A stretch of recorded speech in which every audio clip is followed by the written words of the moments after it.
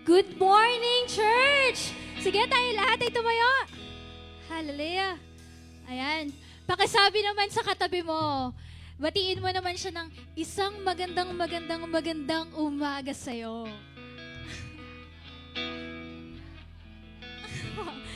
Dami, no? Ayan. So, today, let's remember that we are not just here, amen, to stand, but we are here to encounter God. Amen. We are here to experience the presence of God. Amen. Amen. Amen. And as we sing, let's remind ourselves that God is always present. Amen. And His faithfulness never ends. Amen. Come on, young people. Let's set aside everything and just focus on Him today. Amen. And let's live our hearts in worship and know and acknowledge that His presence is here. Amen. Hallelujah. Come on, church.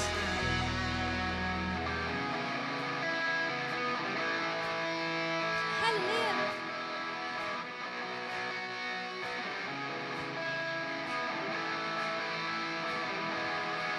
With all my life I sing, I'm living for Your name. We long to give You praise. I'm living for Your glory, Lord. Hallelujah. Oh, give the best clap or praise to God.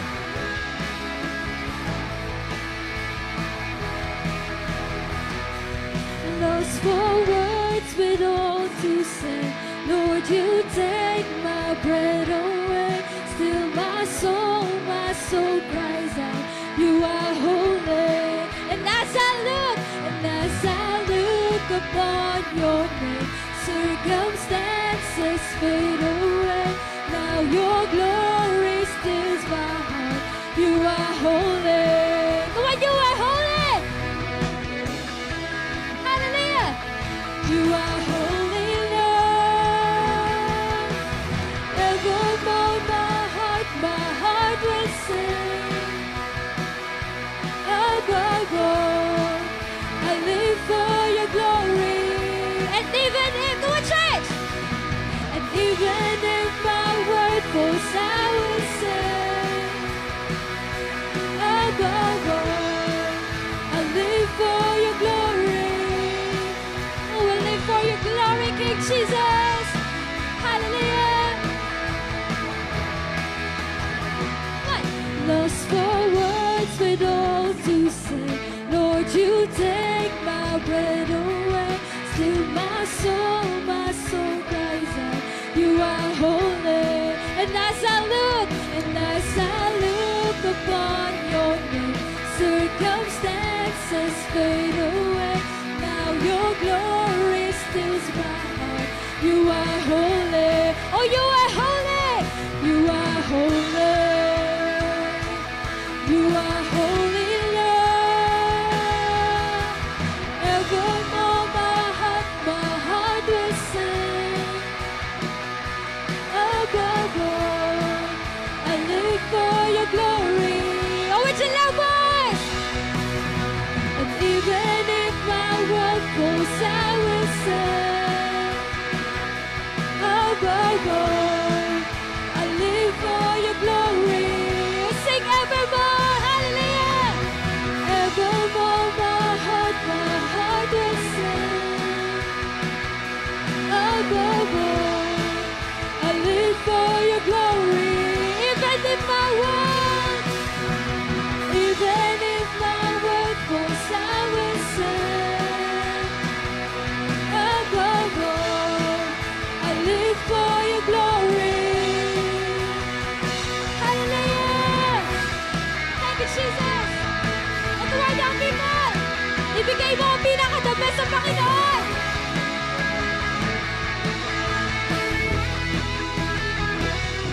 You are holy. Sing, You are holy. Would you love voice? Come on.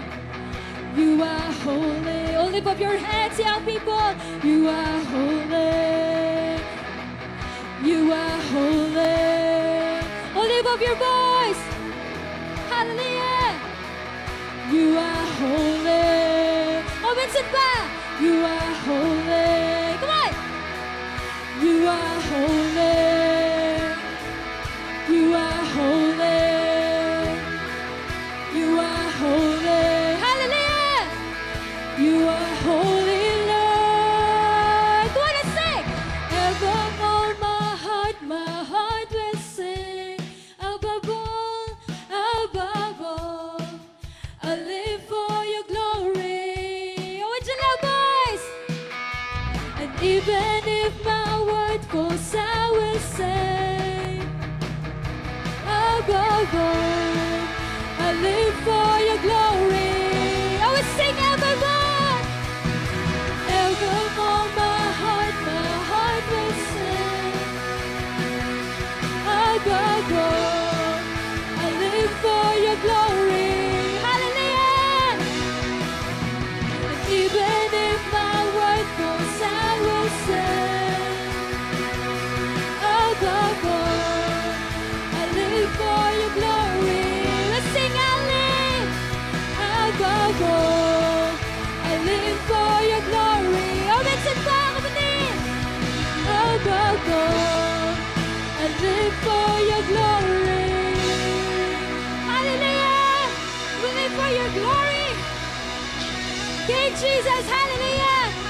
And today, let God arise in this place. And let this be a declaration. Amen. Hallelujah. Thank you, Jesus.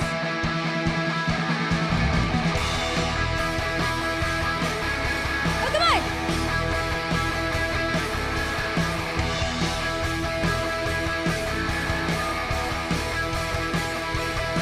With the holy roar of God resound. Hallelujah. Watch the waters part before us now. Come and see what He has done for us. Tell the world of His great love. Our God is a God who saves. Let's declare. Our God is a God who saves. Go on and say, let God arise. Let God arise. Our God reigns now and forever. He reigns now and forever. Thank you, Jesus. Lord, we give you praise. And the sand of this will run for sure. When the church was then, she will endure. Cause He hold the keys. Cause He hold the keys of life, our Lord. Let us no sting, no final word. Our God is a God who saves. With your love voice. Our God is a God who saves. Let God arise. Let God arise. Our God reigns now and forever. He reigns now and forever. Thank you, Jesus. I was singing and it's sign of it. Then the mist will run for sure. Hallelujah. The church was there, she will endure. Cause He hold the keys. Cause He hold the keys of life, our Lord. Let us no sting, no final word. Our God is a God who saves. Let's declare it, come on. Our God is a God who saves. Come on. Let God arise. Let God arise. Our God reigns now and forever. He reigns now and forever. God arise. Let God arise. Our God reigns now and forever. He reigns now and forever. Hallelujah. Oh, He reigns now and forever. Thank you, Jesus. Oh, come on, hallelujah. My God is a God who saves. church, lift up your voice. Our God is a God who saves. With your loud voice, our God is a God who saves. Come on! Our God is a God who saves. Minsan pa, kapatid! Our God is a God who saves. We sing our God! Our God is a God who saves. Ito ba? Let God arise. Let God arise. Our God reigns now and forever. He reigns now and forever. God arise. Let God arise. Our God reigns now and forever. He reigns now and forever. Hallelujah! You reign now and forever, King Jesus! Thank you, Lord! Thank you, Father, oh God! Oh, hallelujah!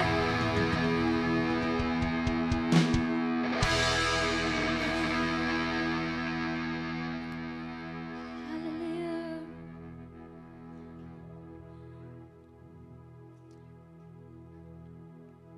Thank you, Jesus, oh God.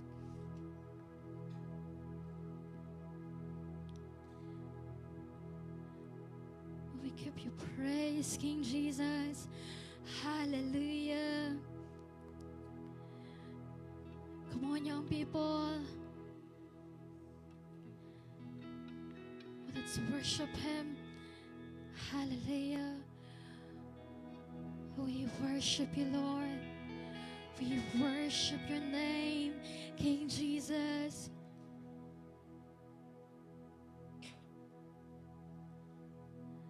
Thank you, Lord, oh God.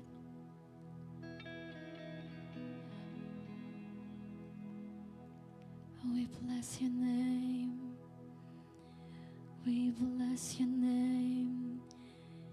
Hallelujah. Thank you, Jesus. Thank you, Lord. Thank you, Lord. Oh, you are holy. You are holy, Jesus. Hallelujah. You are holy forever. Thank you, Lord. Thank you, Jesus. Hallelujah.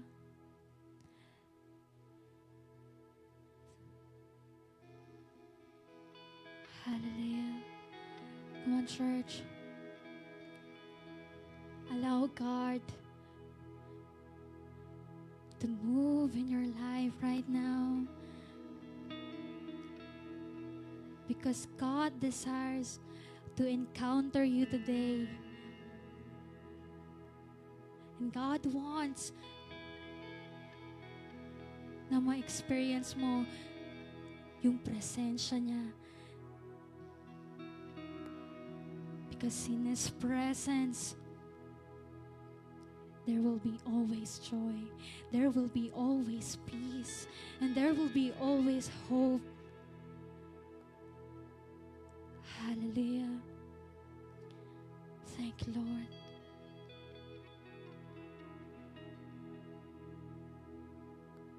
Thank you, Jesus, oh God.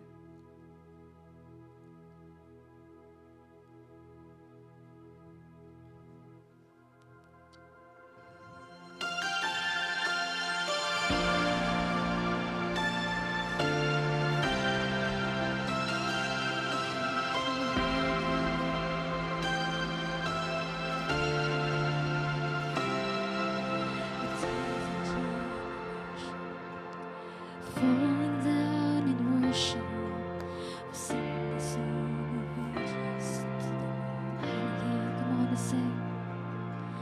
And all of God before us, and all will believe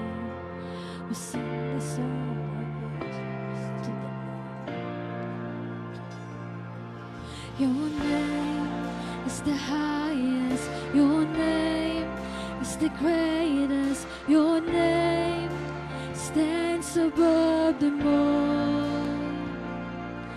all thrones and dominions, all powers and positions. Your name stands above them all, and the angels cry, holy, all creation cries, holy, you were lifted high, holy, holy forever.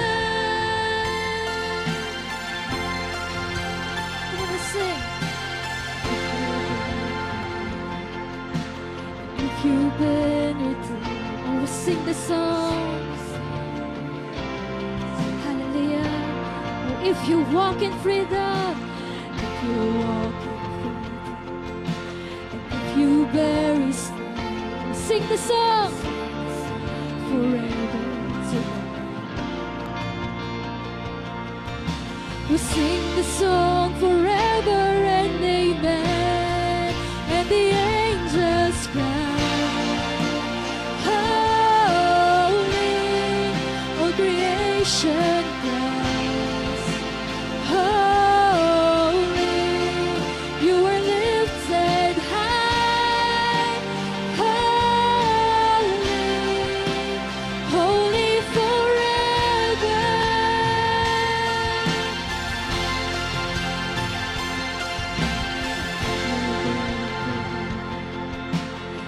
You've been redeemed, we'll sing this song forever. Oh, if you walk in freedom, if you walk in freedom, if you bear His name, we'll sing this song forever. Oh, we'll sing the song, we sing the song forever and amen, and the angels cry,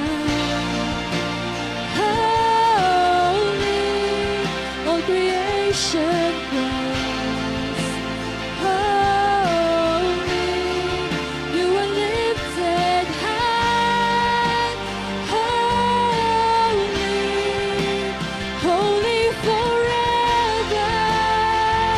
Oh, hear your people sing, hear your people sing, holy, to the King of Kings. Holy, you will always be holy, holy forever. Hallelujah. Your name is the highest. Your name is the greatest. Your name stands above them all thrones and dominions, all powers and positions. Your name stands above them all. Come on, sing. Your name is the highest. Your name is the greatest. Your name stands above them all thrones and dominions, all powers and positions. Your name stands above them all. Jesus, your name is the highest. Your name is the greatest. Your name stands above them all. Sing all thrones and dominions, all powers and positions. Your name stands above them all. Oh, His name is the highest. Your name is the highest. Your name is the greatest. Your name stands above them all thrones and dominions, all powers and positions, your name stands above them all, and the angels cry, holy, all creation cries, holy, you are lifted high, holy, holy forever. Oh, lift up your voice. Your people sing, holy, to the King of Kings. Holy, you will always be. Holy, holy forever. Oh, you will always be. Holy, holy forever. We're gonna sing. Your name is the highest. Your name is the greatest. Your name stands above them all. All thrones and dominions, all powers and positions. Your name stands above them all. Come on, lift up your voice. Your name, your name, your name stands above them all. Oh, sing all thrones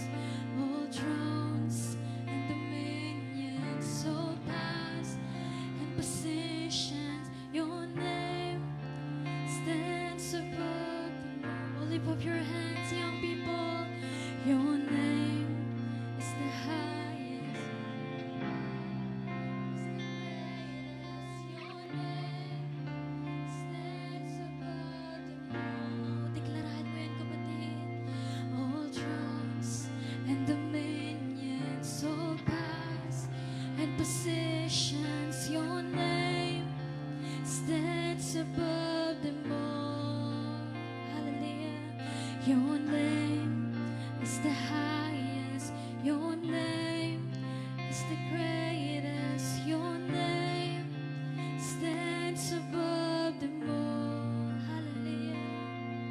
All thrones and dominions, all powers and positions.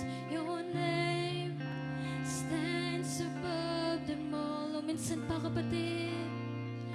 Your name is the highest. Your name is the greatest. Your name stands above them all.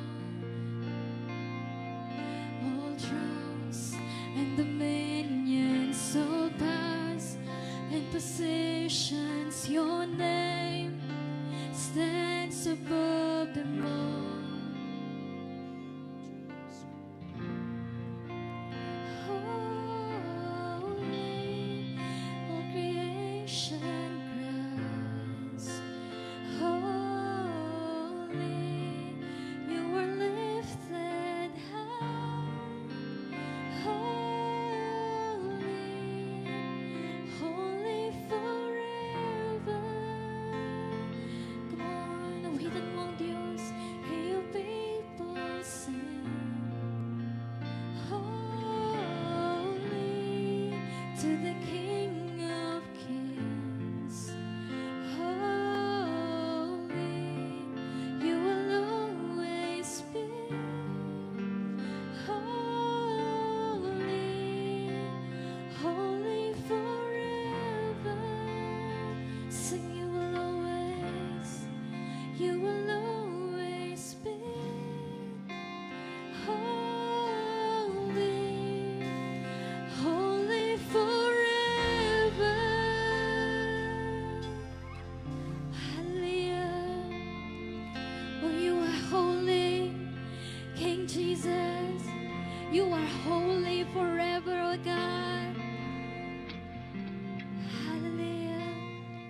Thank you, Jesus.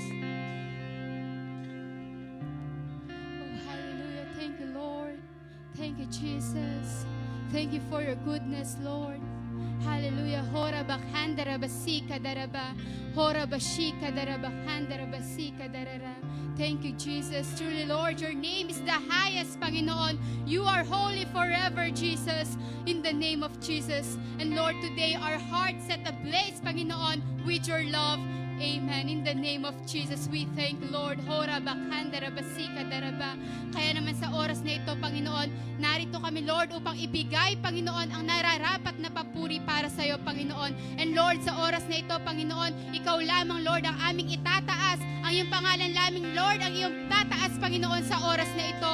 And Lord, we thank you, Lord, for your protection, for your salvation, Panginoon, for your love, Panginoon, na patuloy mong binibigay at pinaparana sa bawat isa sa aming, Panginoon. And Lord, we thank you, Lord, for our new series, Panginoon. Kaya naman, Lord, continue, Lord, to use our refining moments, Panginoon, to shape us, Panginoon, sa kung ano ang gagawin mo para sa amin, Panginoon. We will trust, Lord, in your timing, Panginoon. We will worship you, Panginoon, with passion, Panginoon, with holy, Panginoon, with honor, Panginoon, and with forever, Panginoon. We will worship you forever, Lord, in the name of Jesus. And Lord, patuloy kang kumilos, Panginoon, today, Lord, not our will, Panginoon, but your will be done in the name of Jesus. Thank you, Lord. Hora bakhandara basika daraba. We declare the victory, Panginoon, sa oras na ito, Panginoon. We are ready, Lord, for your transformation, Panginoon, na gagawin sa oras na ito in the name of Jesus, in the name of Jesus.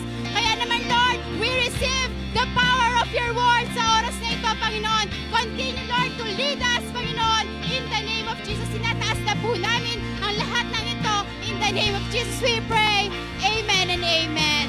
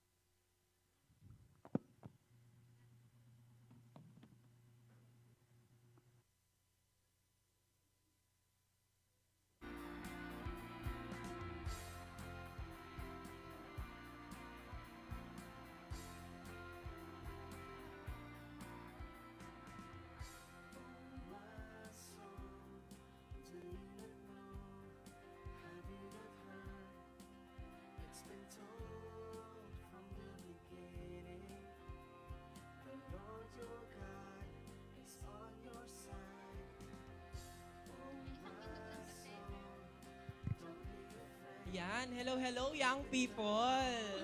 Good morning, young people. Morning. Yes, pakisabi naman sa katabi mo, with action dapat. Masaya akong nandito ka. Then, turo mo yung katabi mo. Game. Masaya ako na nandito ka. 1, 2, 3, go. Masaya ako na nandito ka. Ayan. Masayang-masaya talaga sila. Masayang-masaya tayo dahil parang meron ako nakikitang bago tas nagbabalik. No, Yes, may bago tayong kajitis, di ba? Amen. Ayun. Let's call on... Let's call on tayo tayo and welcome natin sila, si Manuel, Si David and...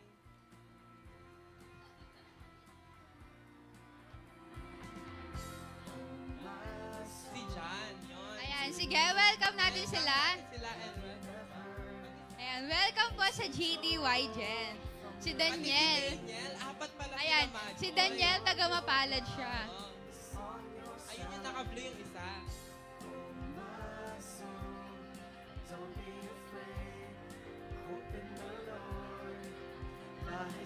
Then si Daniel.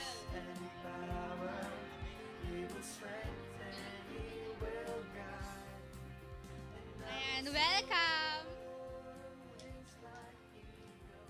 Ayan, masayang-masaya talaga yung mga kajitis natin ngayon. Siyempre, may bago tayong kajitis. Tama. Because this is the first week of April. And may bilis-bilis. bago tayong ka-GTs. Amen. Palakpakan naman natin si Lord.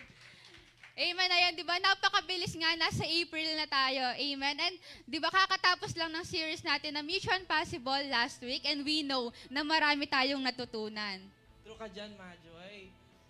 Dun sa FB group, di ba meron kayo nakita na give one sentences about Mission Possible. Tignan natin yung kinoment nila dun sa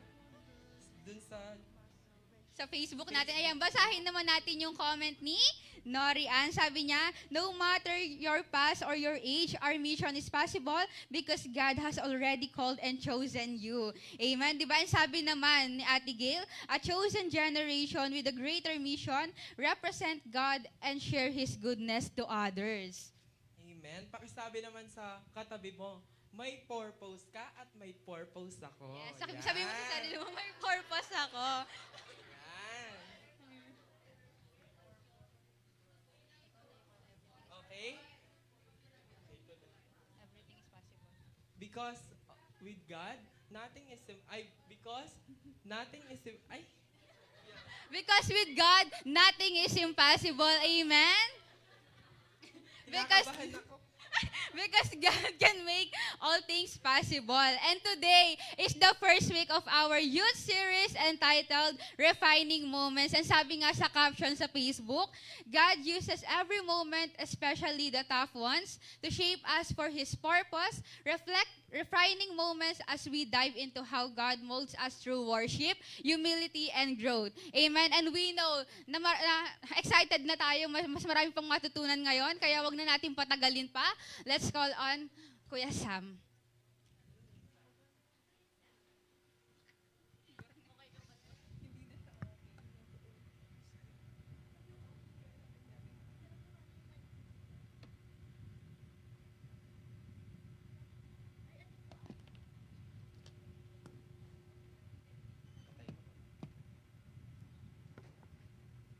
Test. Hello, test. Sige, before tayo mag-proceed sa ating youth series, lahat ng birthday celebrants, lahat ng nag-birthday ng February and March, please, ano bang tawag doon? Ba't di kayo nag-invite? Hindi, joke lang. Birthday celebrants of February and March, can we pray for you? Can you please head to the front? February and March. February.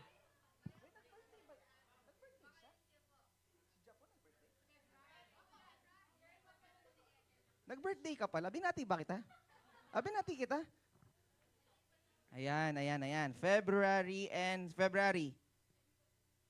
Ayan, and March. Magka-birthday. Sige. Let's stretch out our hands sa kanila, no? Dahil talaga namang blessed na blessed sila for another year ng kanilang mga buhay. Let's pray. Hallelujah. Heavenly Father, we thank you once again. Salamat, Panginoon, sa mga kabataang ito. Lord, na patuloy, Lord, that they are continually seeking your presence. They are continually seeking their purpose, Panginoon, kung ano yung pinagkaloob mo sa kanila at kung ano yung purpose mo para sa kanilang mga buhay. Lord, we pray that at this very young age, Panginoon, Lord, ay mas marami ka pang ma-accomplish sa kanilang mga buhay. Lord, lead them to the right path. Lord, do not let them astray. Continue to guide them. Continue to dwell in them, Lord God. Ano man ang mga challenges nila sa kanilang mga personal na buhay, sa kanilang pag-aaral, pamilya, Panginoon. Alam namin lahat ng ito, Panginoon, ay may kasagutan. Lahat ng ito, Panginoon, ay kakayanin nila dahil kasama mo sila, Panginoon. Kasama ka nila, Panginoon, sa kanilang mga habang. Salamat, Lord, sa isang taon na nadagdag, Panginoon, sa kanilang mga buhay. And we're looking forward, Panginoon, sa mas marami pang taon na isa-celebrate nila ang kanilang kaarawan ng kasama ka at ng inuuna, Panginoon, ang iyong presensya. Maraming salamat, Lord. Continue to bless them abundantly. We declare kingdom provision, kingdom mindset, Panginoon, sa kanila, and we declare Jesus consciousness upon their life in the name of Jesus. Maraming salamat, Lord. We thank you and we love you in Jesus' name. Amen. Happy birthday sa inyong lahat. Yung mga April yan, excited na eh. April ano pa lang tayo? April 6 pa lang tayo. Before I will go to the word, let's continue our testimony. Naalala nyo, last Sunday, nag-testify si Shane. So today, there will be another one of you who will testify the goodness of the Lord doon sa natapos na KRE. Hello? Parang ayaw nyo akong tingnan. Okay, so, ito alam kong itong tao na to, blessed na blessed to. Marami siyang natutunan doon sa nakalipas na KRE. Kaya naman, alam ko na makinig kayo mabuti kasi sigurado ako may mapupulot kayo dito. Amen? Let's call on Zyrel for our testimony today.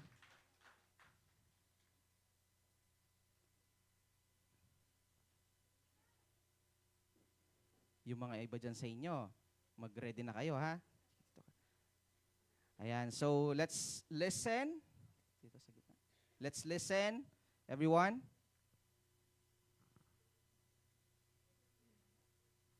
So, before I start, hate na hate ko talaga yung public speaking. So, kung mapapansin nyo, medyo nanginginig ako. Okay lang yun. So, i-share ko sa inyo kung sino ako at anong buhay ko bago dumating yung KRE and pagkatapos ng KRE.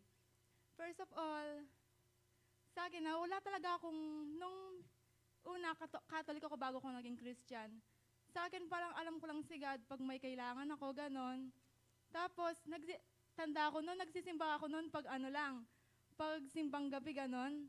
Pagkatapos noon, hindi ako pasensyadong tao. Talagang sobrang napakaliit lang ng patience ko, ganon.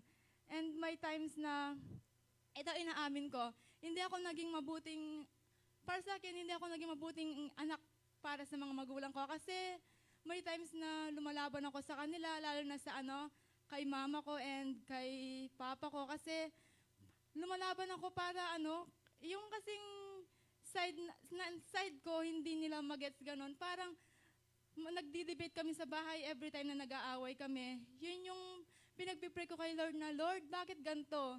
Bakit kung nilalabanan yung mga magulang ko, di ba mali ito? Sabi kong ganon. And one day, si Kuya JC Pacho, siya yung nag-invite sa akin dito sa church. And yun nga, nagsimula na yung pag-attend ko. And sabi ko, Lord, bakit na-insign na magbago ako? Sabi kong ganon. And nagkamali pala ako. May times na yung promise na yun na magbabago ako, hindi ko nagagawa. So, yung as in, kung alam nyo lang talaga, yung lumalaban talaga ako sa magulang ko, yung gusto ko lang i-share yung nararamdaman ko sa kanila, pero hindi ko alam kung paano gagawin. So, yung parang yung basta anong masabi ko sa kanilang masasakit, ganon. Alam ko naman na mali ako kasi magulang natin sila, dapat din natin sila, hindi tayo lumalaban sa kanila, ganon. So, sabi ko, God, bakit ganito? Nag-a-attend naman ako sa church, bakit wala po yung pagbabago? Di ko pa nararamdaman yun, sabi ko. And may times na pag nag-aaway si na mama at papa, parang kinakampihan ko kasi si mama kasi first of all, di talaga ako malapit kay Papa. As in, mas close ko si Mama kay Papa. So, pag nag-aaway sila, like, financial, ganyan, kampi ako sa Mama ko kasi si Papa parang tingin ko sa kanya yon lang siya, ganon, parang lang ganon. Then,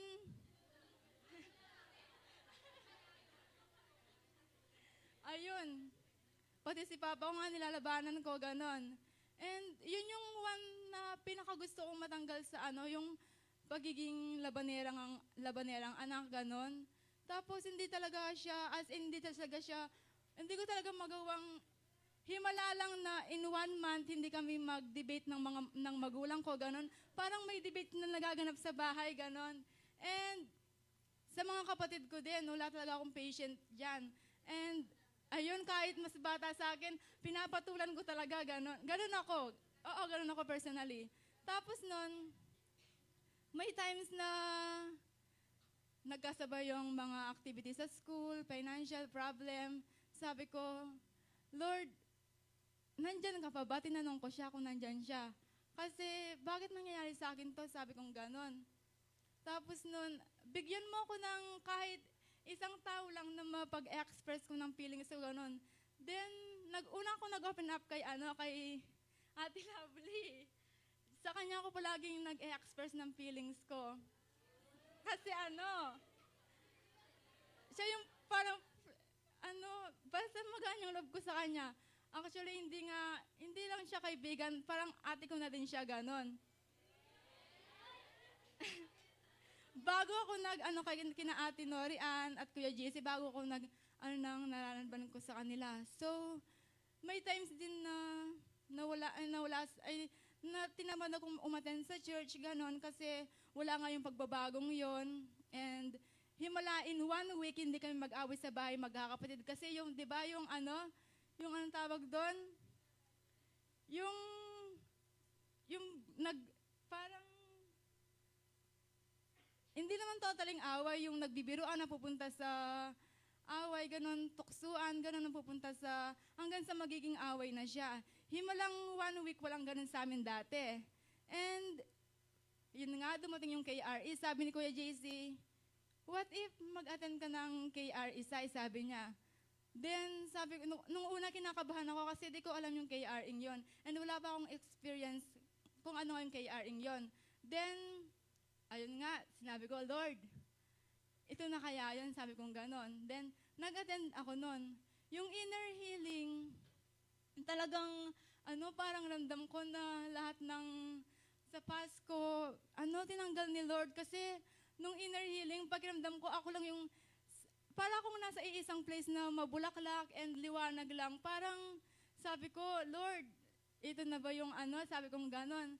Then, yung parang pain sa heart ko, nawala. Pinunan yun ng love ni Lord. Kasi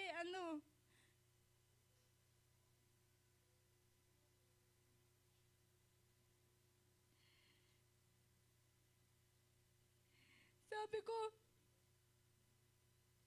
Lord, alam ko may mga nagawa ko sa parents ko, pero lahat ng sakit at ginawa ko sa kanila, sana, Lord, pinatawad mo na, sabi kong ganon. Kasi, alam ko, para sa kanila, masakit yung, di ba nga, isang anak na lumalaban sa parents, masakit yun.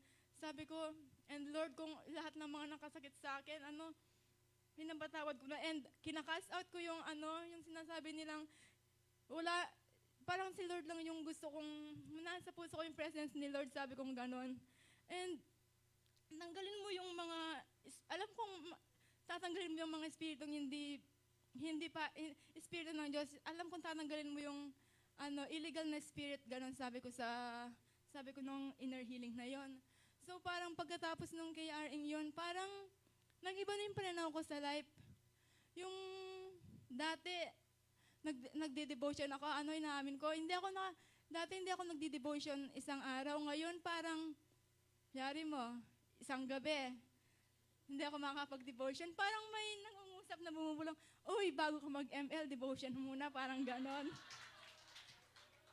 Ganon, parang siya, mag-devotion muna daw ako. Then, sabi ko, Lord, kung anong mo, sige, gagawin ko, sabi kong ganon. Then, ayun, everyday, bago ako syempre mag-ML, ganon, devotion muna kasi yun sinasabi ni Lord eh. Then, dapat kasi last week, ako yung then sabi ni Lord, pagkatapos nung KRE, parang pinago talaga kasi sa last week, walang away sa aming magkakapatid. Parang yung patience ko, talaga ni Lord. And sa last 1 week na yon, hindi kami nag-debate ng nanay ko, ng tatay ko, parang ganon. And this week din, hindi kami nag-debate ng nanay ko, ng tatay ko, para lang, sabi ko, Lord, ito na ba yon? Sabi kong ganon. Lord, sabi ko, kung naman may times na susubukan ako ng kaaway, alam ko na nandyan ka palagi sa sabi ko, and Lord, wag mong hahayaan pumasok ulit yung kaaway sa akin, sabi ko.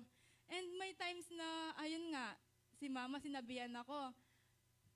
Tapos yung parang may nangungusap na, uy, bawal yan. Kasi dati, talagang kung anong salita ni Mama, talagang binabato ko sa kanya, ganon. Pero nung Wednesday ata yun, parang wala kasi napigilan ko yung yung sarili ko na magsalita kay mama, parang ganun. So, ganun ako ka-thankful kasi nakapagkayari ako kasi binago ni Lord yung dating pananaw ko sa buhay na yung mga gawain ko. So, thankful talaga ako na na-encounter ko nung KRing mismo yan si Lord kasi binago niya, pakiramdam ko new creation ako ni, bagong ano ako eh. So, ayun lang. So, tatapusin ko siya sa may one thing na binigay si Lord sa prayer ko.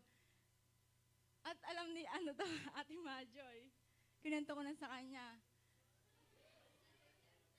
First sem and second sem, kasali ako sa with honors. Then, dun sa third grading, ewan ko kung bakit, siguro hindi ko na masasabing ginawa ko yung best ko kasi kumulang yung grade ko. Then sabi ko, Lord, papasok pa ako sa graduations ng mga honors, sabi kong ganon.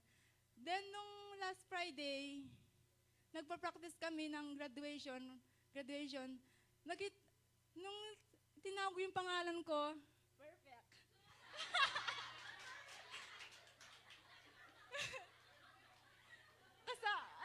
Kasali ako sa honors, so sabi ko, ganun nanginig nga ako. Lord, thank you. Sabi ko, kasi lahat ng puyat, lalo na sa triple I na yan, yung pag nire-revise namin, walang tulugan talaga.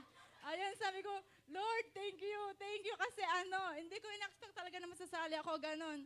Then, talagang gagawa ng paraan si Lord, di ba? Everything will pass. Hindi lahat para kay Lord, lahat ay posible. So, thankful ako kasi nandyan siya palagi sa akin, ginagabay niya ako sa tamang daan, ganun. Hindi niya na inahayaang mapunta ako dun sa maling gawain ko dati. Kasi alam ko na nasa presence na ako ni Lord. And yun lang. Thank you.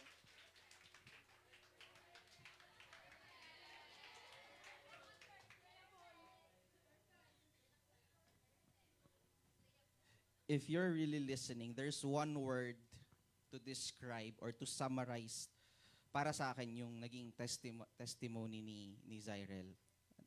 You are familiar, alam nyo to, but maybe you're not familiar with the right terminology. Remember when she was saying parang may mga boses na naririnig na something na wag mong gawin yan, hindi na tama yan, something na, you see, true repentance, when you truly surrender your life to the Lord, the Holy Spirit will impart you with convictions. Everybody say convictions.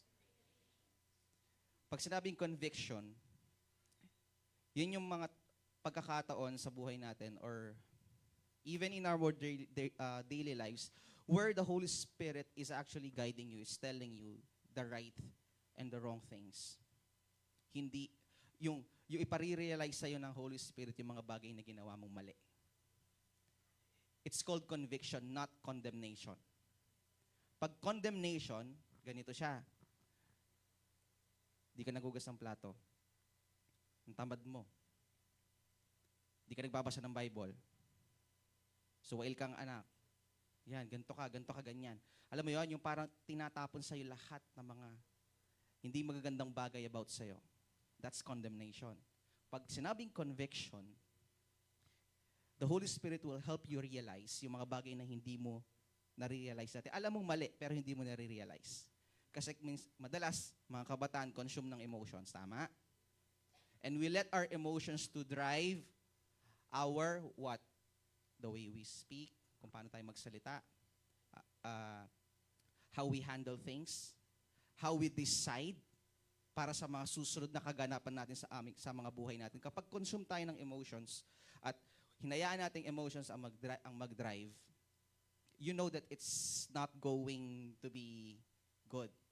Alam nyo, meron yan mga consequences. And a truly surrendered life, yung talagang transformation, talagang in-acknowledge mo ang Panginoong Jesus bilang yung Diyos at tagapagligtas. Ang Holy Spirit laging nandyan yan. Kasi nga, hindi naman on the spot na tinanggap mo ang Diyos, automatic, transform ka na. It's a process. Right? It's a process that takes months, years, no? Sometimes, mas mahaba pa. And those times na nafe-feel mo yung, alam mo yon, oy, mali yan. Di ba? Sabi, nagde-debate sila lagi. Imagine ko na merong mga 2 podium dun sa bahay nila. Andun yung tanay niya, andito siya. May buzzer. Di ka naghugas ng plato kanina. Andun yung nanay niya. Sabi niya, kasi debate eh. Di ako naghugas kasi di niyo ako tinira ng ulam. Alam mo yon? Young people, actually parang tamang-tama yung series ngayon. Do you know what? Mamaya, discuss ko sa inyo ano yung summary ng series natin. Amen? Are you, na-bless ba kayo doon sa testimony ni Zyrel? Perfect na perfect, ano? Hallelujah. Sige, before we proceed to the word, let's pray for our tithes and offering. Can we all stand up?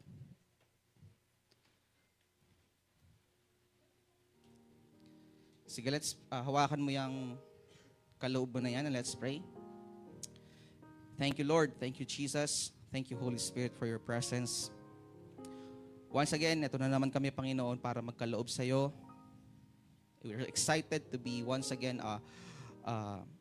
away, Panginoon, para pagpalain, i-bless ang iyong ministry, Panginoon. Ano man ang ihahandog namin sa umagang ito, Panginoon. Let it be a pleasing sacrifice sa iyong trono, Panginoon. And we're doing this not because not because we want to, but because we love you, Lord God, and we want to obey your word. Continue to bless each and every one, Lord God, that will plant these seeds, Panginoon, para sa iyong kaharian. Ano man ang kanilang mga pangangailangan, Lord, kayo po ang patuloy na mag-provide. We pray and we know, Lord God, na through this seeds that we're about to offer, Panginoon, mas marami pang kabataan, mas marami pang kaluluwa ang marireach out, Panginoon, ng iyong ministeryo sa lugar na ito. Maraming salamat, Lord God. We give you the honor and glory and praise in Jesus' name. Amen.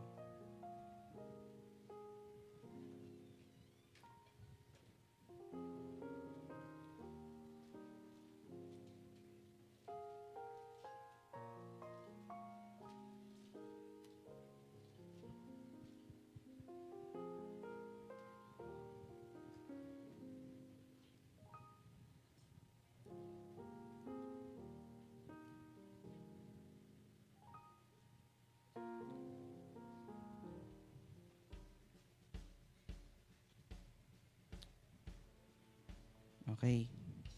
Amen. So today is the start of a new series para sa ating youth service. And actually, I was having a hard time looking for a title. Dito sa series na ito, nakandyan na yung mga teachings, andyan na yung mga verses, yung scriptures, tapos na from week 1 up to series finale, gawa na lahat. Isa na lang ang kulang, title. So actually 2 weeks kong pinag-iisipan ano ba yung pwedeng maging title ng series na to. Merong mga lumalabas na, ano ba yon? Basta, marami akong pinagpilian. 20. Pero wala akong napili doon sa 20 na yon. Kasi in the last minute, binago ni, I had this thought that I need to change, I don't need to choose from that. And binasa ko lahat. Binasa ko ulit from week 1 to series finale, lahat ng teachings, lahat ng ano. Tapos, parang kinuha ko yung pinaka-summary niya. Ano ba yung goal? What's the goal of this series? Last series, ano ba yan? Mission Possible, it's about our duty as Christians to actually share the gospel, right? And today, refining moments, let me just tell you a very brief summary of ano ba yung pag sinabi kasing refining, di ba? Actually, ang ginagamit na phrase yan sa labas is defining moments. Pag sinabing defining moments, yung mga moments sa buhay mo na nag-define kung sino ka ba talaga. But here, it's not defining, it's refining. Pag sinabing nire-refine ng isang bagay, anong ibig sabihin nun? Ha? Dine-develop, ano pa? Process, yes. Ano pa? Nasa proseso, tama? Ano pa? Pag ang isang, let's say, a gold is being refined, anong ibig sabihin nun? Kapag ang gold ni kailangang i-refine, ibig sabihin, hindi pure ang gold. Hindi siya pure gold. Tama? Di ba? Pag ang isang metal kailangang i-refine, ibig sabihin, yung structure niya hindi siya 100% metal or hindi siya 100 in this case, hindi siya 100% gold. Kaya siya kailangang i-refine kasi kailangang tanggalin lahat ng impurities.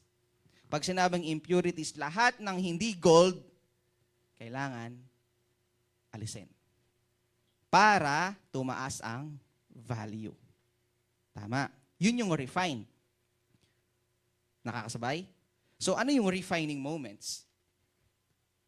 Refining moments, these are God-ordained seasons of testing. Ulitin ko wala yan sa PowerPoint. Refining moments are God-ordained. Pag sinabing God-ordained, ang Diyos ang nag-orchestrate. Are God-ordained seasons of testing, transformation, and revelation. These are the moments where your idols will be exposed. It will refine your character. And ang pinakagusto ko sa lahat, it will challenge your pride. Everybody say pride. Alam mo yon? Pag nagkamali ka, parang yung testimony kanina, lagi sila nag-aaway ng parents niya. Until such time, she realized that what she's been doing for the past, is wrong. No? And from that moment, the Holy Spirit started convicting her that whenever nagtitrigger yung dating ganon, the Holy Spirit is parang siya na yung nagiging referee. Alam mo yon? And the Holy Spirit is starting to tell us, hey, that's wrong. And if you're truly acknowledging that Jesus is your Lord and Savior, kung ano yung mali sa paningin niya, mali din dapat sa'yo. Alam niyo yung kantang Hosanna? Break my heart for what breaks yours. Sabi dun sa isang line. Diba? Break my heart for what breaks yours. Kung ano yung mali sa paningin ng Diyos, mali din sa paningin ng tao. Mali din sa paningin natin. Kung ano ang kalugod-lugod sa harapan ng Diyos, kalugod-lugod din sa harapan mo. Marami tayong mga bagay na ayaw nating i-give up. The reason why people don't go to church is because ayaw nilang kalimutan, ayaw nilang iwanan yung current na buhay, na klase ng pamumuhay nila. That's one of the reasons why they don't want to go to church. Kasi when they come here, they feel convicted. Ayaw nilang bitawan yung pride. Ayaw nilang tanggalin, ayaw nilang isang tabi kung ano yung nakagisnan nila. Hello? Young people, I know this. I was once your age. And during this, alam mo yon, panahon ng buhay ninyo, from teenagers to early adolescence, stage ng mga buhay natin, can I say it directly? Okay lang? We're so prideful. Sobrang ma-pride natin. Ayaw nating, the moment we enter high school, ayaw nating pumupunta yung parents natin doon. Kasi nahihiya tayo. Hindi totoo? Lalo na pag boys. Cards out. Ayaw natin pumupunta yung parents natin sa school kasi nahihiya tayo. Ba't tayo nahihiya? Kasi tinutokso tayo ng mga, tinutokso tayo ng mga klase natin, mama's boy. Di totoo to, mga lalaki, makaka-relate kayo sa akin. Ayaw nating pinagagalitan. Alam mo yun, nasabi kanina, parang feeling natin, alam natin lahat ng bagay. Di ba? Pero sa totoo, marami pa tayong kailangang matutunan. And this series is going to be what? A moment where your idols will be exposed. Remember, there was one topic last year about idols. No.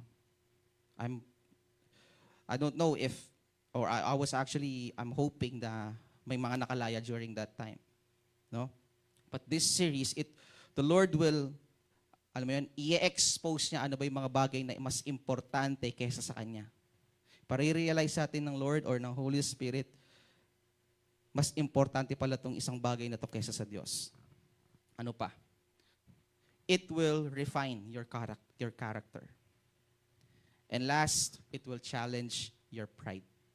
So this series is not really about comfort. Okay? Kung nung mga naunang series, ano ba yon? Season shift, talaga namang taas kamay.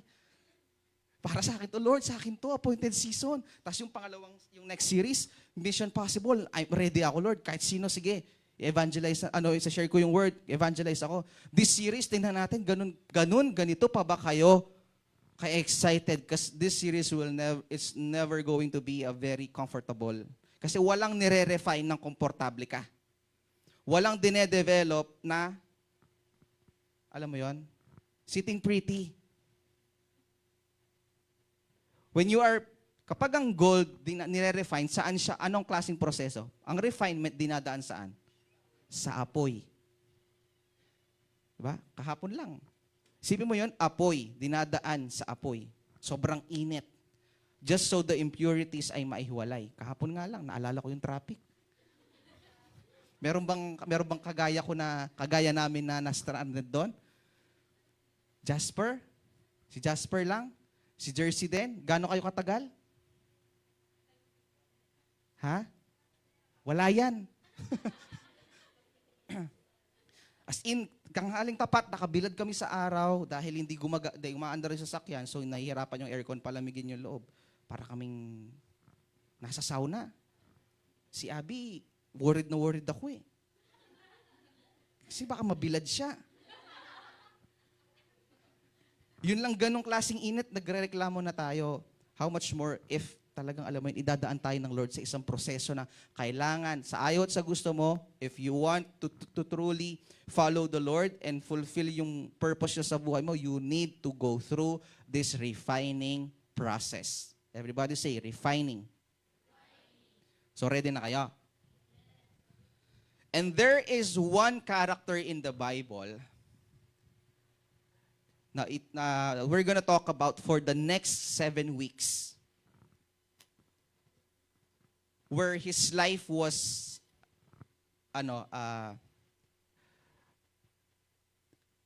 parang ang sarap pag-usapan. Parang ang sarap pagkwentuhan nung naging process, nung naging proseso ng buhay niya. Sa palagay niyo, sino? Ha?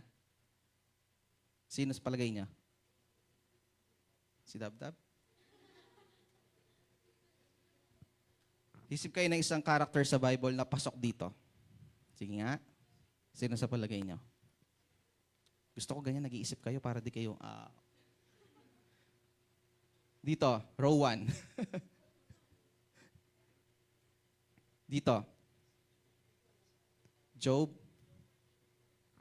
Isa lang, Charlize. Dito.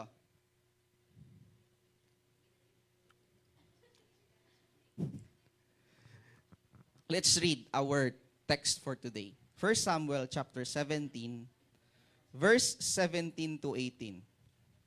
Hindi po si Samuel. Ang text natin is sa 1 Samuel 17, 17 to 18. Now, sabi dyan, now, Jesse said to his son, David, take this,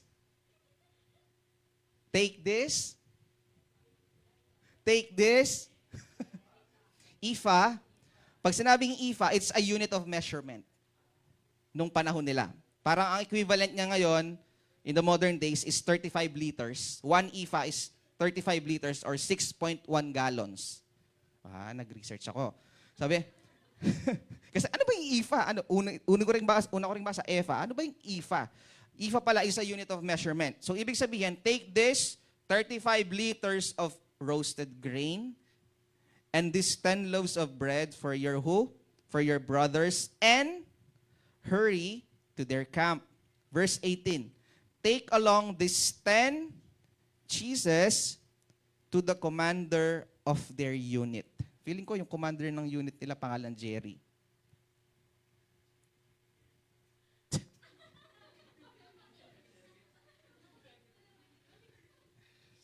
Yung iba, hindi pa. Bukas sila magigets. Bukas sila tatawa.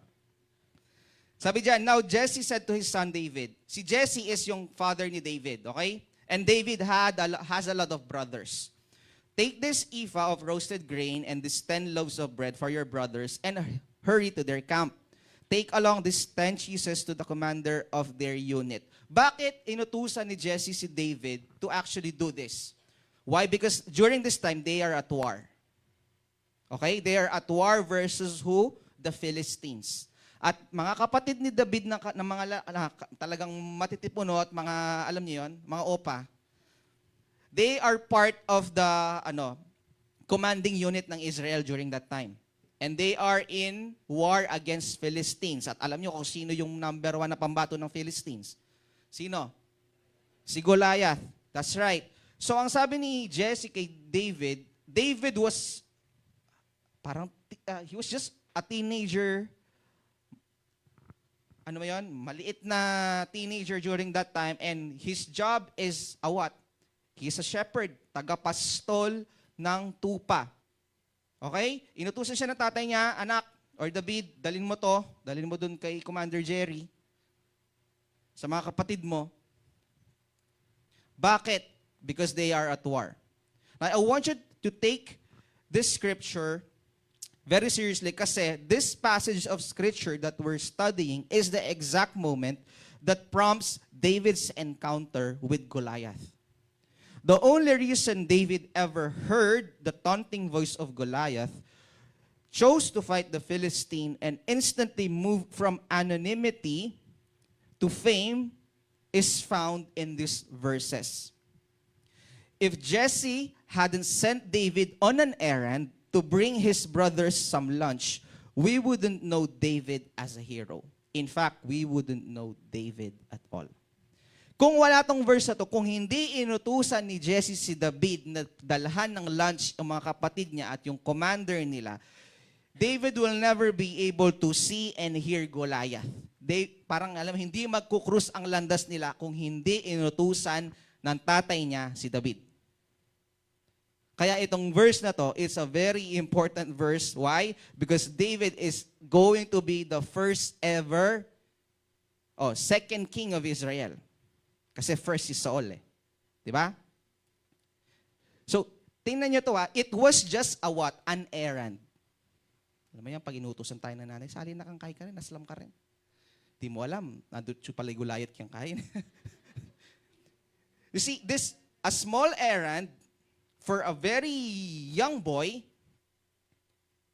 if ibang inutusan ng tatay niya, walang mangyayaring David versus Goliath. Magiging Goliath versus Israel lang. Amen? Nakakasunod? Ang sabi dito, during this time, Samuel, kilala niyo si Samuel? Prophet Samuel. The prophet Samuel had already summoned David from the field where he was tending sheep. Okay, before all of this had happened, Prophet Samuel had already summoned David from the field. Bakit sinamon ni Samuel si David? For what? To be anointed by oil. Bakit? Kasi si David ang pinili ng Diyos na magiging hari ng Israel. And Samuel, one of the most influential people in the land, calling him prophet, yun lang, prophet na yun. Big deal na. No? So pinatawag niya si David, and David was anointed king in the presence, tinan niyo to he anointed him as king in the presence of his brothers and his father. What can we learn from that? Just because you are anointed to rule now, doesn't mean you are appointed to rule now. Anong ibig sabihin nun, Kuya Sam? David was just a teenager. He was anointed king. Ang sabi ni Samuel sa kanya, ang sabi ng Diyos kay Samuel, kung sino yung punta ka doon sa bahay nila, pag tiningnan lahat ni Samuel, isa-isa lahat ng mga kapatid David, ang sabi ng Diyos, wala sa kanila ang pinili ko. Tapos sasabi na, meron pa kaming isang kapatid na andoon, Sukimbukid, nagpapastol. Pinatawag nila. At then, confirmation from the Lord, sabi ni Samuel, ikaw ang pinili ng Diyos para maging hari ng Israel. And from that moment, from being just a shepherd and a teenager, isipin niyo yun, he was anointed to be king. Sa presensya, harap ng kanyang mga kapatid na lalaki at mismong tatay niya. But it doesn't mean he was anointed right there and then, ibig sabihin, hari na siya. On the spot. Why do you think hindi yun pwedeng mangyari? Kasi, unang-una, hindi pa siya ready. All he knows is to shepherd sheep. He doesn't know anything about kung paano magpalakad ng isang kaharian. So, I want you to take notice this, mga kabataan. Yes, we are anointed. Yes, kung ano yung anointing na meron ng mga pastor, yun din ang anointing nyo. Why? Because isa lang naman ang source natin eh. Tama ba? But it doesn't mean you are anointed today. Yung plano ng Diyos sa buhay mo, it will automatically take place today. It doesn't work like that. David was anointed king, but he was not appointed to rule right there and then.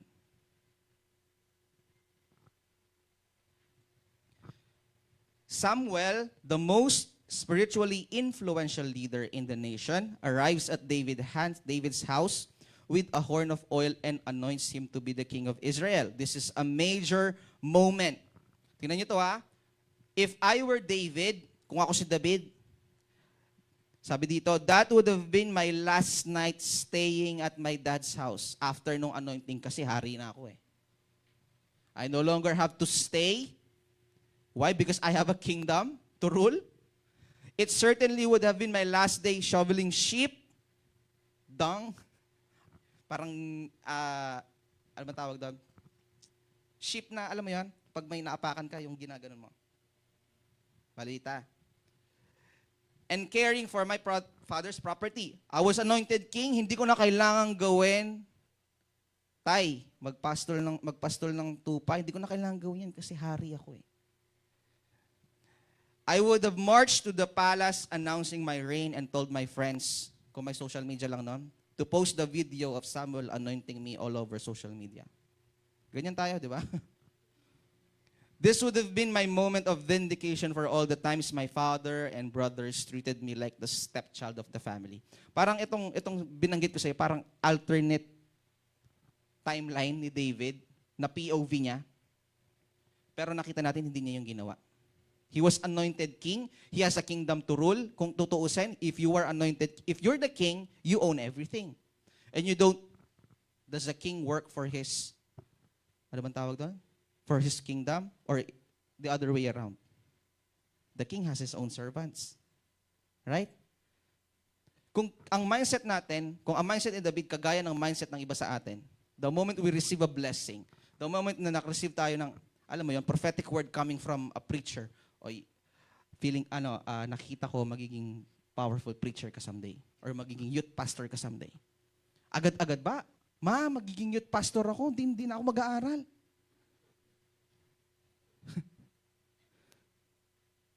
Ganun ba kagad ang desisyon natin sa buhay? Naka-receive tayo ng confirmation coming from a man of God or a woman of God. Sino naka-receive dito ng something kay Pastora Jean nung last anniversary? Di ba? May mga binitawan siyang mga mga prophetic word sa mga iilan sa atin.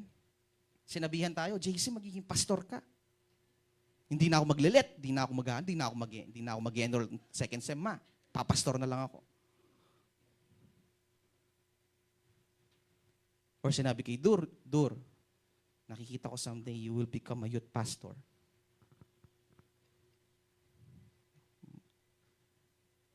Automatic. Iiwan natin yung ginagawa natin to actually fulfill. Yes, walang mali doon. Okay? Just to be clear. If you receive a prophetic word, receive it. But it doesn't mean you have to work, you have to work on that specific title na binitawan sa'yo right at that moment. Why? You still need to go through a process. David does none of that. David understands that just because he was anointed to rule, didn't mean he was appointed to rule. Magkaiba po yun. You were anointed to rule. Yes, lagi naririnig natin kay Bishop yan. You are anointed to rule and reign. But in this moment, David knew that he was not appointed to rule yet. This realization could have been incredibly disappointing. But you see, ito yung naging response ni David pagkatapos siyang i-anoint ng oil ni Samuel. Instead na magmalaki, anak ang koyang na, pukantatang na, ako ang pinili ng Diyos. Ako magiging hari nyo balang araw. Di ba niya pwedeng sabihin niya? Pwede. Confirmation na. But you see, tinan niyo yung attitude ni David. David did none of that. But David wipes the oil from his face, heads back outside to continue tending his father's sheep. Pinunasan niya yung oil, bumalik siya sa labas, sa kainitan. Sana hindi siya na-traffic. And what? He continued tending his father's sheep. Kung ano yung ginagawa niya ngayon, he received the anointing. Kung ano yung ginagawa niya ngayon, pinagpatuloy niya. Kayo ba, ano bang ginagawa niyo ngayon? Ano bang pinagkakaabalahan niyo ngayon? Meron na bang malinaw na confirmation sa iyo ang Diyos? Kung ano yung pwedeng maging ikaw in the future? I'm talking about the ministry, ha? I'm not talking about yung dreams natin for ourselves. Maging teacher, maging ano ba yan? Psychologist, binuksan ka ng ginawa kang libro. Meron na ba? Confirmation, is a very clear confirmation of what you're about to do in the future. Narinig niyo yung testimony ni Kuya Jing nyo? Never niyang pumasok sa isip niya magpastor. Same. Inuna ko lang yung sa kanya, tapos sinuportahan ko lang. Same. Actually, nung nag-decide magpastor ang tatay namin, nagalit ako sa kanya. Galit ako. Kasi, accountant siya. Ganda ng trabaho. Ganda ng flow ng sahod. Tapos bila sasabihin niya sa amin, magpo-full time siya sa ministry. Wala namang ibang source of income ng pamilya, kundi yung work lang niya. Tapos bigla sasabihin niya, tinawag ako ng Diyos. So, from that moment, galit ako. At may mga times pa doon na, alam mo yun, I never supported this ministry. Kasi nakikita ko nahihirapan. Tapos pinili niya yung ministry kaysa sa, ganun ang pananaw, ganun ang tingin ng mga anak. Kapag ang isang magulang, merong dinesisyonan, parang feeling natin, laging may mali dun sa ginawa nila. Why? Because we don't see the bigger picture. If hindi nagpastor ang tatay namin, hindi natin makikilala ang isa't isa ngayon. Totoo. Tingin nyo may walang IPJM if hindi nagpastor ang tatay namin. And I don't know kung anong ginagawa ninyo ngayon, kung sa mga oras na to, wala kayo sa church. Siguro may ibang kaparaanan ng Diyos, pero hindi tayo magkakasama. That's 100% sigurado ako. Tignan mo yung katabi mo. Muntik na.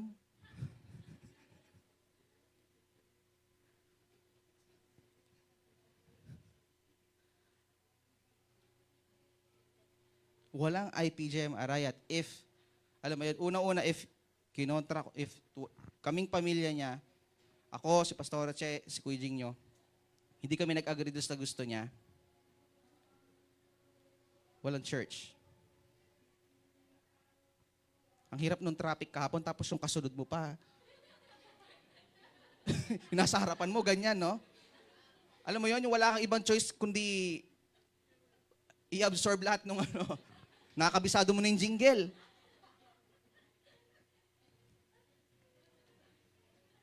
Panahon na ng eleksyon, wala tayong magagawa. Kagaya na sinasabi ko, although he was anointed king, he picked up a shepherd's rod and continued in the assignment God had him in. You see, the common pitfall for leaders is to actually prematurely quit when God has appointed them. Because of how God has because of how God has anointed them. Isa sa mga kinakabagsak ng maraming leaders sa church is they prematurely quit. Everybody say, hindi lang quit eh. Say prematurely. Pag sinabing prematurely, wala sa panahon. Tama? Pag isang bata, prematurely born, ano ibig sabihin nun? Kulang siya sa buwan. Tama? When leaders prematurely quit, ibig sabihin, hindi mo pa na-maximize, hindi pa lumabas yung totoong potential mo sa isang bagay na yon, umayaw ka na.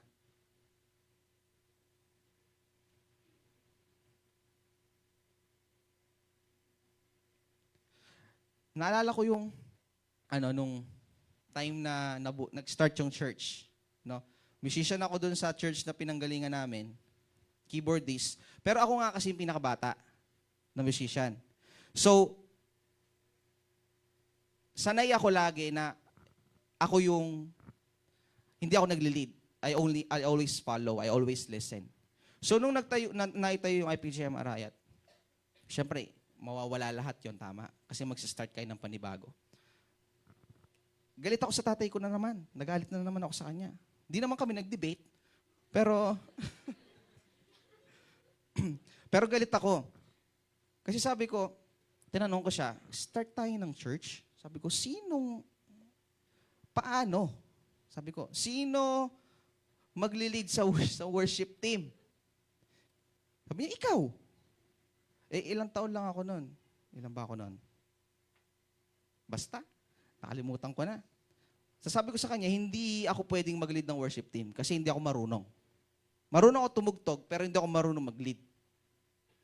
O, narinig niyo yan, ha? Leaders, ha?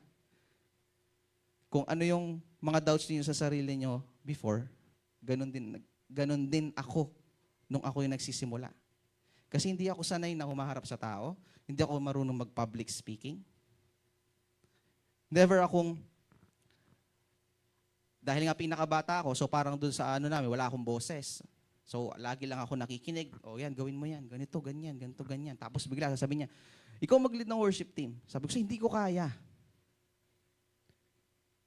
Hindi ko kaya. Ngayon, sa ministry natin, taas nga ng kamay lahat ng nasa under ng training.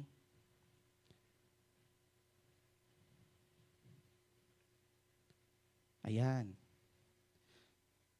If siguro hindi ako nag-decide para sa sarili ko na or para sa church or para sa Diyos na alam mo 'yon, hindi nga ako marunong ang alam ko lang tugtugin noon keyboard lang, tsaka gitara. Tapos yung praise and worship noon, acoustic lang. Naalala niyo 'yan? Hindi pala naalala 'yon. Sila Dab-Dab kasi nung ganyan pakaliit eh. Acoustic tapos walang etc. ganyan hanggang sa dumating tayo sa sa ganitong sitwasyon ngayon. What I'm trying to say is if hindi siguro ako nag-decide para sa ministry ng Lord to actually step up my game, hindi ako yung klase ng alam niyo na leader na nakikita niyo ngayon. I'm not trying to alam niyo yun, buhatin tong speaker. I'm just saying everything has a purpose. Siguro nakita ng Diyos na darating ng panahon, years from the moment na nagsabi hindi ko kaya, nakita ng Diyos na may magte-train ako ng mga ibang tao. Na magte-train din ako ng mga ibang musicians. But I was not appointed during that time. I was anointed but I was not yet appointed. Hindi ko pa kaya. If I quit prematurely, imagine, sabi, common pitfall for leaders is to prematurely quit where God has appointed them. If I prematurely quit during that time, sabi ko, ayoko nang mag-wing musician. Or kayo, if you prematurely quit sa isang bagay na passionate kayo, ano na kayang ibang bagay na ginagawa nyo ngayon? Do you see yourself doing something else? Mga teachers, aside from being a future educator, do you see yourself somewhere or somewhat doing a different career? Mga Gail, Gracel, yan. Aside from teachers, ano pa yung mga second choice nyo nun? Ha? Wow, chef. Ikaw, si Gracel? Civil engineering. Di ba pag magte-take kayo, magka-college kayo, tatlong options nyo? Yung dalawa lang, kami kasi tatlo eh. Yung pinakagusto nyo, tapos yung backup plan ninyo, tama? Anong backup plan mo bukod sa education? BS Bio. So, plano nyo mag-doktor. Ikaw, Ethel? Wow. Model daw. Flight attendant. But you see, you chose that specific field na pinag-aaralan nyo kasi yun yung gusto nyo. Passionate kayo dun sa isang bagay na yun. Tama? And if you see, parang alam mo yun, you will never see yourself doing something else aside from that. Except kung napilitan ka lang sa course mo, ibang usapan yon. Ha? Ibang usapan yon. Sabi kasi dito, David avoided that pitfall. He was anointed as king and then walked outside and headed towards the field instead of the palace. One of the reasons why leaders fall is because they prematurely quit. But you see, if David has avoided that kind of pitfall, he was, yes, tinanggap niya sa sarili niya na that he was going to be the king of Israel, but you see, he didn't left yung ano man yung responsibility na meron siya ngayon. Kasi alam naman nating lahat, kung tinawag ka sa pagpapastor ngayon, alam nating hindi yan agad-agad ngayon. Tinawag ka para maging worship leader. Hindi agad-agad pahahawakan ka ng mic, tapos mamaya sa main service, worship leader ka na. Ha? Tama? Kailangan mong dumaan saan? Sa training. Yes, tinanggap mo. Para sa akin yan, magiging worship leader ako someday. Di ba, Tel? Magiging worship leader ako someday. Dadaan ka ng training, tuturuan ka paano kumanta, paano mag-lead, and also, kapag worship leader ka, hindi lang yung pag-awit ang importante. Theology is very important sa isang worship leader. After such time na na-refine ka or dumaan ka sa proseso, doon pa lang dadating yung opportunity mo para maging worship leader. Actually, yung unang tayo mo dito, sigurado yun. Tanungin nyo si Jen. Kung ilang daga yung hinahabol niya sa stage. Kasi hindi pa sanay. You see, David, instead of going straight to the palace, may palace na pala nun, no? Instead of going straight to the palace, he went back outside and he headed towards the field. Kung ano man yung ginagawa niya during that time. In the same way, sabi dito, God is concerned with you missing appointments of destiny. Have you ever had a friend na laging late? Tapos may usapan kayo sa kita tayo sa McDo, 9:30. Pero dahil alam mong lagi siyang late, yung 9:30 mo na yon, inestimate mo na yung oras na malilate siya. Alam mo, lagi siyang late ng 30 minutes. Kasi masyado siyang matagal kumilos. Pero baka yung ganong klaseng kaibigan? Yung pag nakita kayo, hindi, yung estimation mo, hindi yung para sa'yo, yung para sa kanya. Kasi alam mo, siya lagi siyang mabagal kumilos. Bakit nag-uusap kayo? Yan, nakaka-relate siguro sila. Ang usapan natin, 9:30. Tapos, pag nadala ka na, laging darating, 10 o'clock, 10:15. Alam mo yun, may sarili siyang orasan. Ngayon, natuto ka na, kita tayo McDo. Kita tayo ng 10:15. Or 10:30, may bonus ka pang 15 minutes. You see, just like how we factored our flaws, in the same way, God is concerned with you missing appointments of destiny.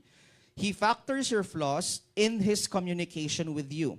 That's why He anoints you now for appointments that you won't walk in until later. Ulitin ko yan ha. He anoints you now for appointments that you won't walk in until later. He'd rather have you frustrated, disappointed, and sitting in the waiting room than to have you show up late and miss your appointment with destiny. Do you know why, personally, ayoko nang nalilate? Ayan, alam niyo yan. Isa yan sa mga lagi kong sinasabi sa inyo, mga kabataan. Isa sa mga number one reason kaya ayoko nang may nalilate kasi alam mo yon, ako personally, pag nalate ako, I feel I'm not in control of the situation. At ayoko yung ganon. Ayoko yung pakiramdam na I'm not in control. Alam mo yon, pagdating mo sa lugar, hinihingal ka na, yung itsura mo, hindi ka man lang nakapagpunas, hindi ka man nakapagsuklay kasi hinahabol mo yung oras. At pagdating mo dito, dahil nga late ka, nagsistart na sila. Kung ano man yun. Tama? So ngayon, ang mindset mo, nahuli na. Hindi ka naka-mindset dun sa mga bagay na dapat mong gawin that will 100% affect your performance. Nakakasabay. That is why I always tell the people that I train, the people that are within me or under me, na always come on time. Kasi gusto ko, pagdating dito sa church, for example, pagdating dito sa church, maaga ka, you have time to relax. You have time to align your mindset dun sa bagay na gagawin mo. Pagdating mo dito, hindi ka ngarag. Alam mo yon? Hindi ka worried na baka nagsisimula na sila. Kumbaga naka-focus ka agad, darating ako sa church, I have time to relax and then I can focus dun sa kung ano yung gusto kong yung gagawin ko, yung assignment ko during that time. Parang sa school din. Nung estudyante ako, actually, na-late ba ako nun, iniisip ko kasi. Kasi tabi lang ng university yung dorm namin. Pag na-late pa ako nun, ewan ko na lang. Have you ever been late sa class? Sino din naka-experience na na-late sa klase? Sa college, malaking bagay yan. Tama? Kapag na-late ka sa class, hindi ka hihintayin ng professor mo. Tama? At pagdating mo doon, let's say 15 minutes or 20 minutes kang late, pagdating mo doon, yung 15 minutes, 20 minutes, ang dami na napag-usapan, ang dami na nangyari. And from there, kailangan mong balikan yung susunod, yung current na tinuturo niya, hindi mo na maintindihan kasi nga, hindi mo nasimulan. Sabi dito, si Lord to, He'd rather have you frustrated, disappointed, and sitting in the waiting room than to have you show up late and miss your appointment with destiny. He anoints people before they're ready for the appointment that follows. This year, appointed season. Lahat tinanggap natin yon, tama? Noong January, na-release yung prophetic word. You see, appointed season are only for those people who are prepared. Kaya siya tinawag na appointed season kasi lahat ng ginawa mong preparations in mga nakaraang taon, mga nakaraang buwan, finally, it will bear fruit. Tanungin ko kayo, meron ba tayong ginawang preparation? Kasi if wala tayong ginawa para sa sarili natin or dun sa process ng paghihintay natin, then I'm sorry to tell you that appointed season is not for you. Bago inassume ni David ang trono, ibang klase ng proseso yung pinagdaanan niya. Unang-una na kung paano siya nakilala. Di ba sabi, from anonymous siya nun. Hindi siya kilala, nakilala siya, pagkatapos niyang tinalo sino? Si Goliath. Doon siya nakilala. And after that, hindi agad-agad. May mga nangyari pa. Appointed season nirelease sa atin. Nireceive natin yan. You see, pagmamanifest ang appointed season if you are prepared. Diba? Appointed season, this 2025. Hindi natin alam kung saang banda, saang parte ng 2025 yung appointed season na yan. O baka naman yung appointed season mo, hindi ngayong 2025. Kasi hindi ka pa prepared. Hindi ka pa handa. Sabi dito, I have questions to ask you. What has God anointed you to do? What has God anointed you to do? Isipin mo kung ano yung ginagawa mo sa church ngayon. Is there tension between the anointing on your life and your current season? Is there tension, para may conflict ba? Between the anointing on your life and your current season? Let's say, for example, you were anointed to be a leader, but somehow, yung season ng buhay mo hindi nagja-jive doon sa na-receive mong anointing, there's tension. When was the last time you felt hidden by God and how did you handle it? When was the last time you felt hidden by God and how did you handle it? Hidden, ibig sabihin yan yung hindi ka pa expose. And 4, when people don't acknowledge the anointing or gift of God on your life, how do you respond? When people don't acknowledge the anointing or gift of God on your life, how do you respond? May na-receive ka kay Lord, may na-receive kang vision, shinare mo doon sa kaibigan mo, shinare mo sa nanay mo, shinare mo sa tatay mo. Sagot nila sa'yo, ano yung vision na yan? Yeah, sometimes people don't share the same vision as, alam mo yun, hindi nila ina-acknowledge on the spot. Until such time makita nila na yung vision na yun, nagmamaterialize sa buhay mo, doon nila natatanggapin na, ay parang may nasabi sa akin si Nori na ganito. Parang may nasabi sa akin nung si Jen na parang ganito yung gusto niyang gawin. Parang gusto ganito doon pinapagawa ng Lord sa kanya. They will never realize until unti-unti nagmamaterialize sa buhay mo. When you tell people that you receive something from the Lord and they don't acknowledge it, how do you handle it? Nasasaktan ba tayo? Kasi sabi ng Lord kay Jay, magiging mayor ka ng Arayat.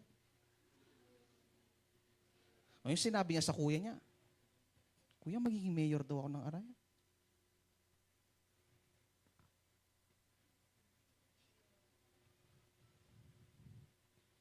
Sabi ko na eh. Have you ever been disappointed by what you perceive to be a missed appointment? Have you ever been disappointed by what you perceive to be a missed appointment? Is there such thing as missed appointment?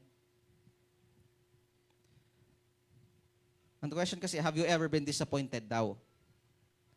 Doon sa palagay mo, isang bagay na binigay sa'yo is a missed appointment. Have you ever been disappointed? Sino dito yung nasa waiting season?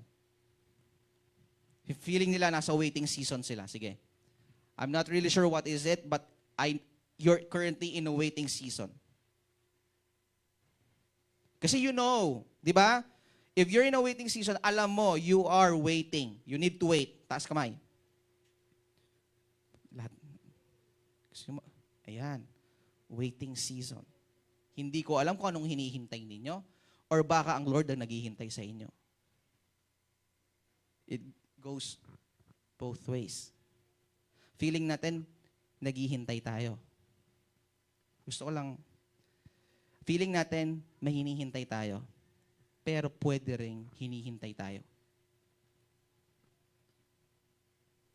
Kasi, baka meron ka pang something sa buhay mo na hanggang ngayon, hindi mo kayang i-give up.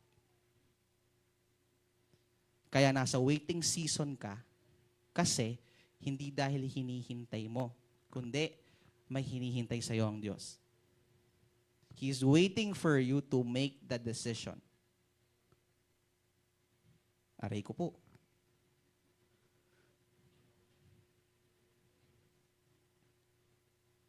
I mean, actually, in my opinion, personally, mas okay, mas madali ang Diyos ang naghihintay kesa ako ang naghihintay. Kasi if I just let go, then the waiting season is over. If I will just surrender, then the waiting season is over. But you see, surrendering and giving up is not an easy task. That is why you need to go through this refining process. Bakit? Para yung mga hindi natin mabitawan, matutunan nating bitawan. Yung mga bagay na ayaw nating pakawalan, kahit alam mong mali, ayaw mo pa rin pakawalan, matutunan nating i-let go.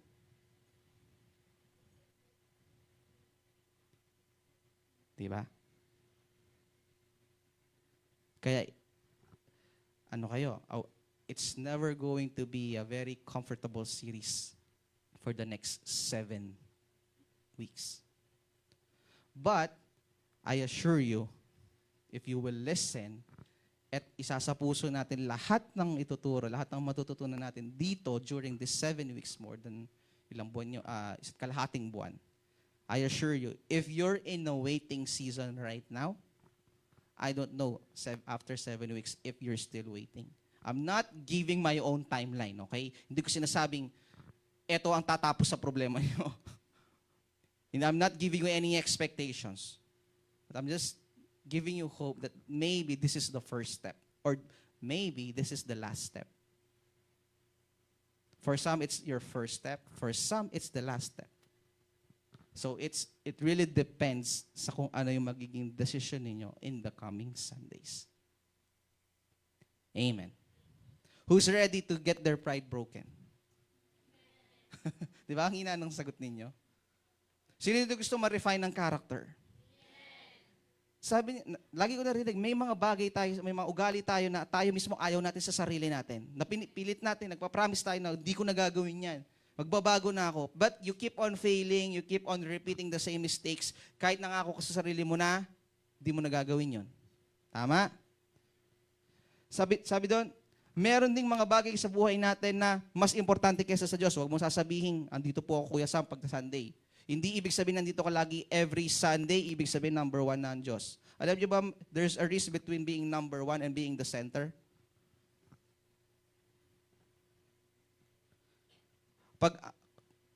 I would rather have the Lord or God be the center of everything in my life than putting Him number 1. You know why? Pag number 1 si Lord, let's say you're a student or you're a career woman, pagkagising mo ng umaga, the first thing you need to do is to prepare pagpapasok sa work or pagpupunta sa school. Tama? If you're a parent, you need to tend to your children. If you made a promise to yourself, uunahin ko lagi ang Diyos, and the first thing you do when you wake up is to prepare these things except in going to prayer, doing your devotions, then nagigilty na tayo kasi hindi natin inunahan ang Diyos. Nakakasabay? But when we put God in the center, sa iba't ibang area ng buhay natin, alam mo yun? Sa school, sa school, ang center ang Diyos. Sa pamilya, ang center ang Diyos. Mas madali. Hello? I'm not saying na huwag mong unahin ang Diyos. Binibigyan ko lang kayo ng ibang klase ng, alam mo yon, ng mindset pagdating sa mga bagay na yon. Kasi isa sa mga struggles ng mga Kristiyano is yung, alam mo yon, kung paano natin, di ba, daily devotions, dun sa KRE. Naalala niyo yun? Tama? Di ba? Yung iba, they prefer to do their devotions in the morning. Yung iba naman, they prefer their devotions to do it every night. So, ibig sabihin mo, Kuya Sam, pag di ko inuna ang Diyos sa umaga, kasi mas prefer ko ang gabi, di ba? Ayan na. But you see, if you make the Lord the center of your day, whether it's morning, it's noon, or in the afternoon or in the evening, gawin mo ang devotion mo. Kapag ang Diyos ang sentro ng buhay mo, the whole day, sana nakakasabay kayo. Amen? So those who are in, feeling nyo lang ha, I'm not giving you confirmation. If you feel you are currently in the waiting season,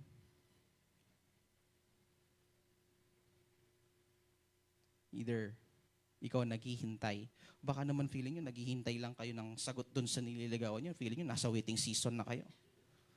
Paliwala. Hindi ganon. Ha? Ready to expose sa mga idols? Taas ang kamay. Who wants their character to be refined? Pride to be broken. Let's stand up and let's pray.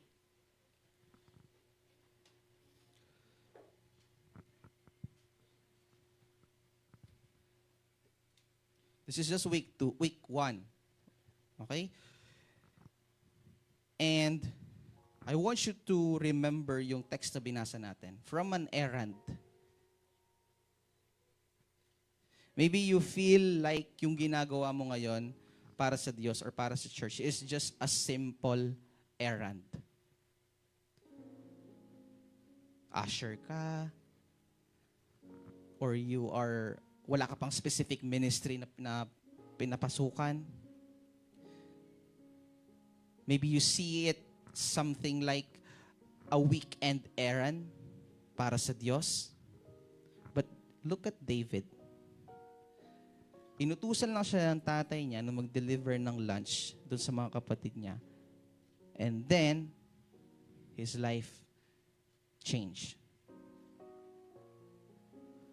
From a simple errand to a battle cry.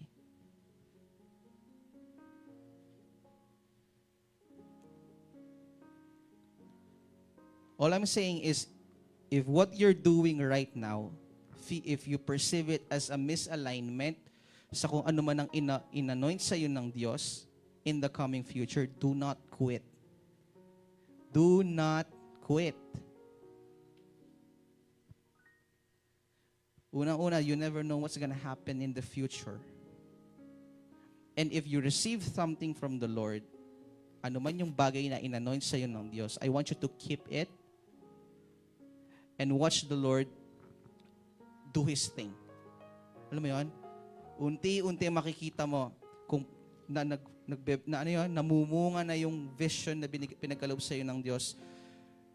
Not now, but in the future. Let's pray. Hallelujah. Yes, Lord. Oh God. Hallelujah. We honor you.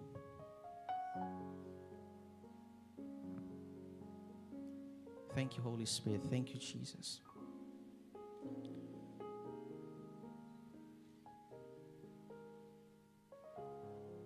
Lord,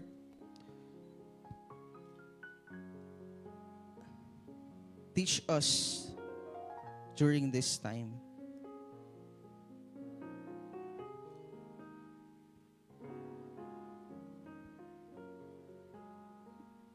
na maramdaman or ma-acknowledge, Lord God, yung mga bagay na hindi kalugod-lugod sa iyong harapan. Maging hindi rin kalugod-lugod para sa amin. You want each and every one, Lord God, to trust in your word, magtiwala sa iyong mga salita, mga bagay na hindi namin dapat gawin, mga bagay na dapat namin gawin. Lord, as young people, we had a lot of temptations that we face every day, a lot of decisions that we make. And every day, Lord, we make decisions if you're still King, you're still the Lord of our lives, or if you're not. And every time, Lord God, that we went astray, we decide and we choose things that are not from yours, Lord, we ask for your forgiveness. Lord, sorry kung may mga bagay kaming inuuna bukod sa iyo. Lord, sorry kung may mga ugali kami na hindi dapat nakikita sa isang mga Kristiyanong kabataan. Lord, sorry if hindi kami marunong makinig. And we sorry if we are being led by our emotions every single time. Lord, during this series, Lord, ngayon pa lang, we are thanking you for sa mga bagay na ipare-realize mo sa amin. Mga bagay na matututunan namin tanggapin, mga bagay na matututunan namin pakawalan, i-let go.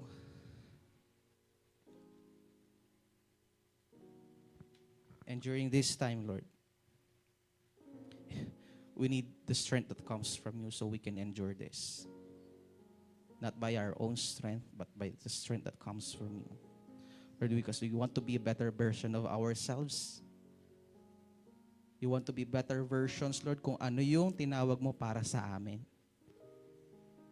Maraming salamat, Panginoon. Lord, during this whole week, Lord God, na hindi kami magkakasama, Panginoon, Lord, work your ways. Do your thing. Dito ka magaling, Panginoon. Every single time na we don't see the church, we are not with the people, with the same people right now, we're with ourselves or with our co-workers, Lord, wag mong hayaan, Panginoon, na matanggal yung identity namin bilang mga kabataang Kristiyano. Either it's in our workplace, in our school, or even sa bahay, Panginoon. Lord, we trust and we rely on you. Maraming salamat, Panginoon. Salamat, Lord, sa mga salitang nabahagi sa umagang ito. I declare the blood of Jesus to each and every one na babiyahe pa uwi. Lord, baon-baon yung mensaheng na bitbit mo pa ngayon sa umagang ito. Maraming salamat, Lord. We give you all the glory and honor and praise in Jesus' name. Amen.